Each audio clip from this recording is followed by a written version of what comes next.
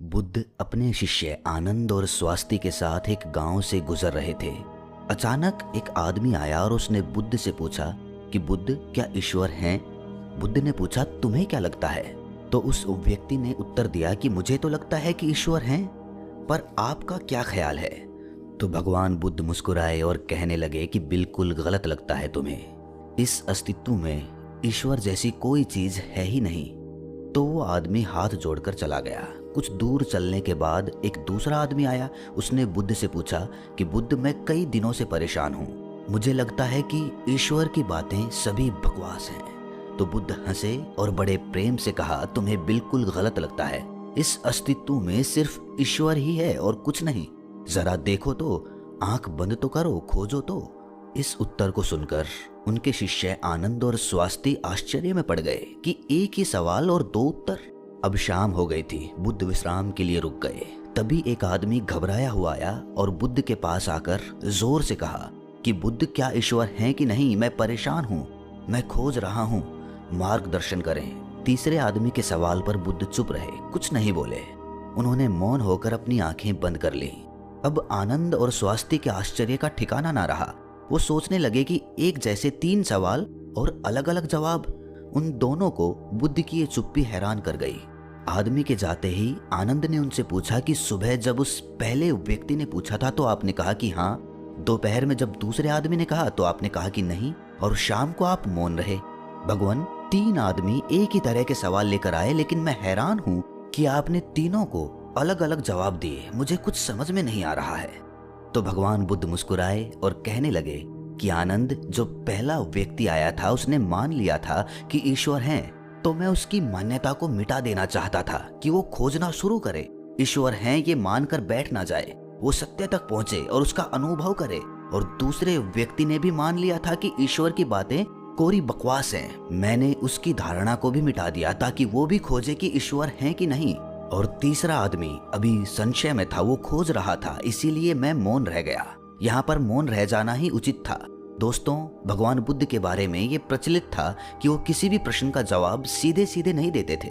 उनके जवाब रहस्य से भरे होते थे। तो थोड़ी देर सुनने के बाद उनके शिष्य स्वास्थ्य ने कहा कि मुझे ईश्वर के बारे में आपसे सुनना है। कृपया कर आप मुझे बताएं कि ईश्वर है कि नहीं। आप ईश्वर को मानते हैं कि नहीं?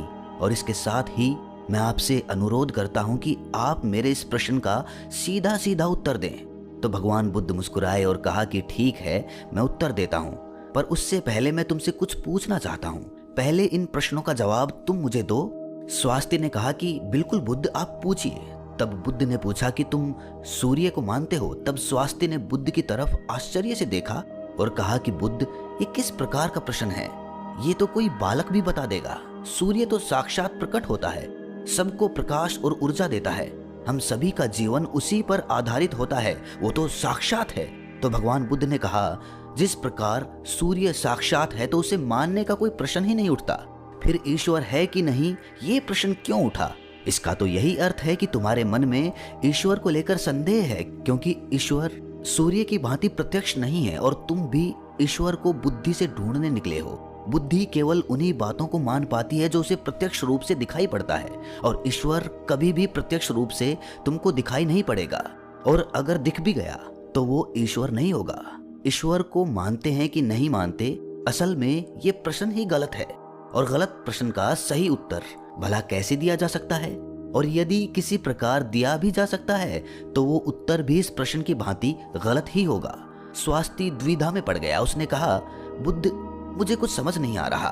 तब भगवान बुद्ध ने कहा कि ईश्वर को माना नहीं जा सकता, बल्कि ईश्वर को जाना जा सकता है। अगर तुम्हारा प्रश्न ये होता कि मैं ईश्वर को जानना चाहता हूँ, तब मैं तुम्हारी मदद कर सकता था। इस संसार में कुछ भी मानने वाले लोग जानने से चूक जाते हैं, उनका विकास रुक जाता है। जिनका स्वयं का कोई बोध नहीं होता, वो सत्य क्या है कभी नहीं जान पाते। जान केवल वही पाता है जो निरंतर खोज रहा है। जानने की यात्रा थोड़ी मुश्किल है, लेकिन मानना बहुत आसान है। मानने में ना कोई खर्च है, ना कोई परिश्रम। किसी ने कह दिया, किसी ने आपको समझा दिया, बुद्धि संतुष्ट हो गई और आपने मान लिया। लेकिन मानकर रुक जाने वाले लोग इस संसार के सबसे अभागे प्राणी हैं। बोध के बिना ज्ञान व्यर्थ होता है। तो अगले दिन सुबह वही जिज्ञासु जिसके प्रश्न पर बुद्ध शांत मौन हो गए थे फिर से आए और उसने बुद्ध से प्रश्न किया कि हे बुद्ध, आप शाम को मौन हो गए थे। मेरे जीवन का एक ही लक्ष्य रहा है कि ईश्वर को खोज लूं, वो कहाँ है, कैसा है, उनसे ब्रह्म ज्ञान की प्राप्ति कर लूं। और मैंने सुना है कि आपको ब्रह्म ज्ञान उपलब्ध हुआ है तो आप अवश्य ही ईश्वर से मिले होंगे।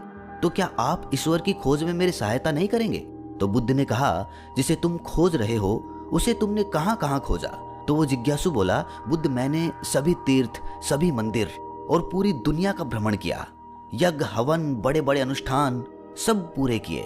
मैंने वो सभी कार्य किए जो मुझे ईश्वर प्राप्ति के लिए कहे गए थे, लेकिन फिर भी मुझे आज तक ईश्वर नहीं मिले।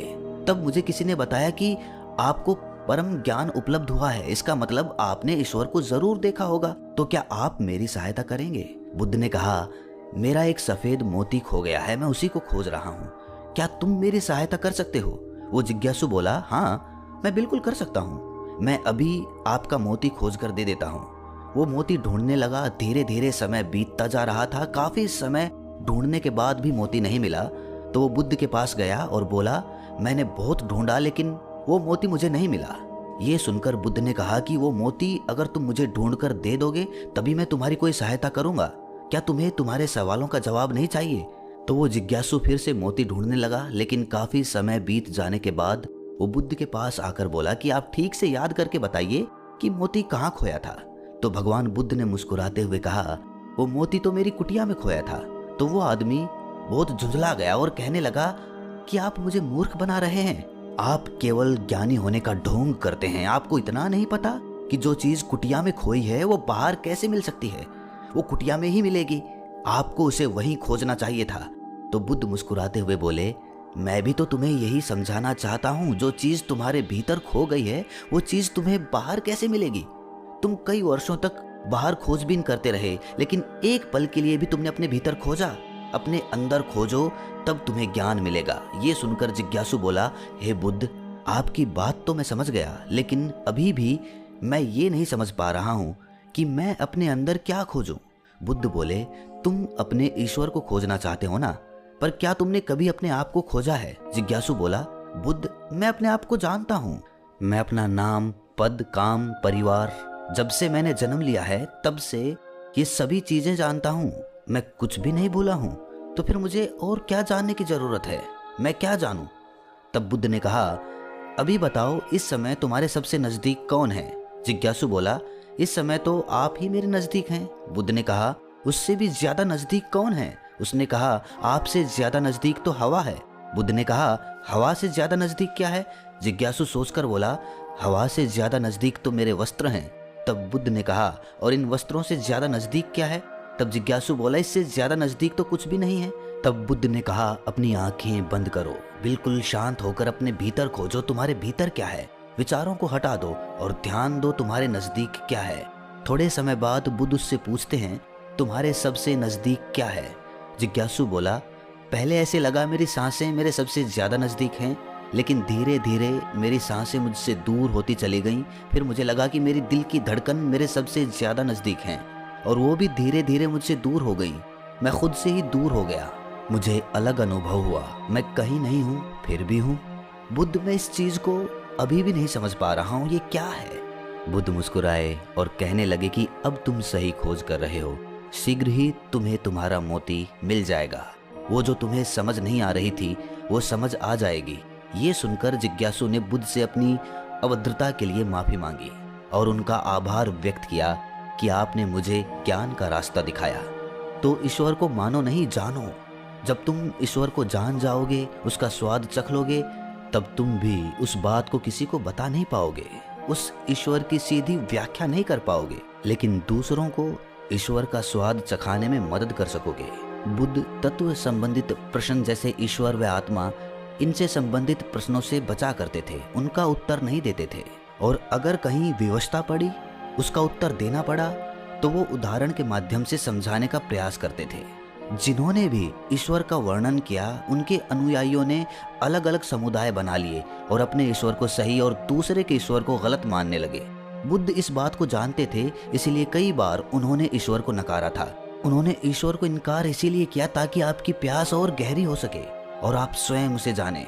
उन्होंने सदैव कहा है कि मेरे या किसी के कहने को मानो नहीं, स्वयं अनुभव करो। दूसरों के कहने या सुनने से धारणा उत्पन्न होती है और धारणा खोज में सबसे बड़ी बाधा होती है। बचपन से ही सभी को सिखाया जाता है कि यही हमारे इष्ट हैं, यही हमारे भगवान हैं, और इसीलिए वो बच्चा जो कि खोजी हो सकता था, जो जिज्ञासु हो सकता था, उसकी जिज्ञासा वहीं पर समाप्त हो जाती है और वो बच्चा जीवन पर्यंत उन कर्म कांडों में लगा रहता है जो कि दूसरों ने उसे बताए थे। वो खुद का मार्ग कभी तलाश ही नहीं पाता और यही धारणा पीढ़ी दर पीढ़ी हर धर्म में चली आ रही है और इसीलिए ईश्वर को तलाशने वाले लोग बहुत कम बचे हैं। बुद्ध हमेशा कहते थे कि मानना तो बहुत आसान है, किसी ने कहा और आपने मान लिया, इससे आपकी खोज हमेशा के लिए समाप्त हो गई। अगर आपको सच में खोजना है तो उसके लिए आपके मन में संशय होना चाहिए। संशय होगा तभी सवाल उठेंगे और सवाल उठेंगे तभी आप किसी को जान पाओगे। वो तो सारी धारणाओं से परे है, क्योंकि धारणा बुद्धि का ही अस्तित्व होता है और बुद्धि से उसे कभी जाना ही नहीं जा सकता। अगर उसे जानना है तो बुद्धि के पार जाना होगा और बुद्धि के पार जाने के लिए आपको अपनी धारणा यहीं पर मिटा देनी होगी। हम अपनी पहचान अपने धर्म, अपने नाम, अपने कुल या अपने परिवार से करते हैं, लेकिन ये सारी पहचान ऊपरी होती है, बाहरी होती है, दुनिया के लिए होती है। लेकिन भीतर से जब हम खुद को झांकते हैं, खुद को पहचानने का प्रयास करते हैं, तो हम ये पाते हैं कि हम खुद से ही अनजान हैं, हम खुद को पहचानते ही नहीं हैं। मैं कौन हूँ?